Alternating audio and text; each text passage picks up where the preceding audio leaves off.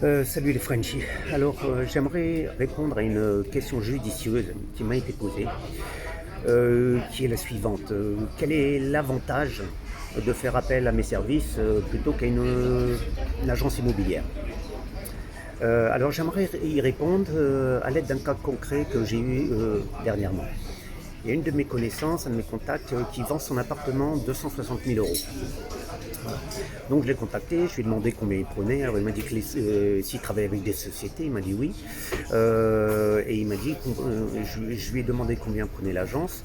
Et il m'a dit qu'une agence prenait entre 6 et 8% maximum.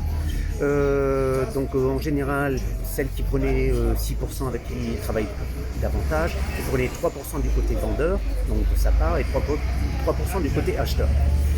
Donc moi, je lui ai proposé de ne pas prendre de commission de son côté et que s'il était d'accord, est-ce que de reporter justement l'économie qu'il ferait, parce qu'on parle quand même de 7 800 euros, hein, pratiquement 8 000 euros, de le reporter sur son prix de vente. Alors il m'a dit que pour lui, ça revenait au même, 260 000 et si je dois payer 3% ou 252 000. Donc je lui ai demandé de faire un petit effort, et 250 000 ça passerait aussi. Voilà. Donc ça a été la première étape. J'ai réussi à négocier déjà le prix de vente à la baisse de 10 000 euros, ce qui est pas mal pour mon client. D'un autre côté, moi je prends en général 1% de moins que prennent les sociétés. Donc dans ce cas-là, l'agence voulait 3%, hein, moi je propose 2%. Donc c'est encore une économie de 1 500 euros pour mon client. Voilà, donc au total ça fait 12 500 euros. Je trouve que c'est quand même une bonne économie.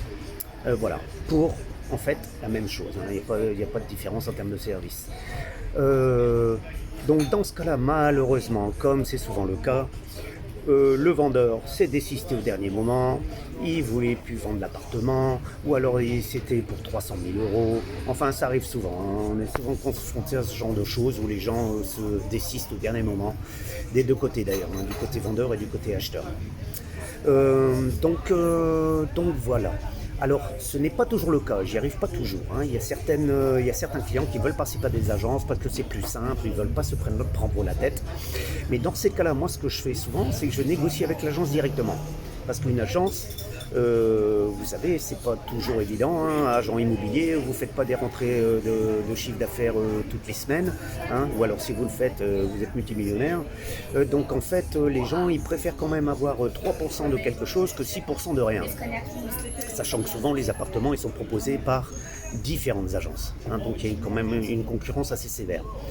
Donc voilà, donc en général moi je négocie avec elle et elle me dit, dans certains cas, c'est pas toujours le cas, mais on risque rien d'essayer, elle me dit ok, moi je prends la commission du côté du vendeur et toi tu prends la commission du côté de l'acheteur. Et moi, comme d'habitude, je fais une ristourne, c'est-à-dire je prends que 2% si peu importe ce que la société, ce que l'agence propose, que ce soit 3 ou 5%. Voilà. Donc ça fait au moins une économie de 1%. Ça peut monter jusqu'à 3%. Donc sur un appartement qui vaut 200 ou 300 000 euros, hein, comme c'est souvent le cas ici, ça peut déjà être une somme assez conséquente que je fais économiser simplement au client. Voilà, j'espère avoir été un peu plus clair. Et puis si vous avez des questions, n'hésitez pas à me contacter. De toute façon, comme disait mon père, demander, ça ne coûte rien. Tout ce que tu risques, c'est un non. Voilà, allez, salut les Frenchies.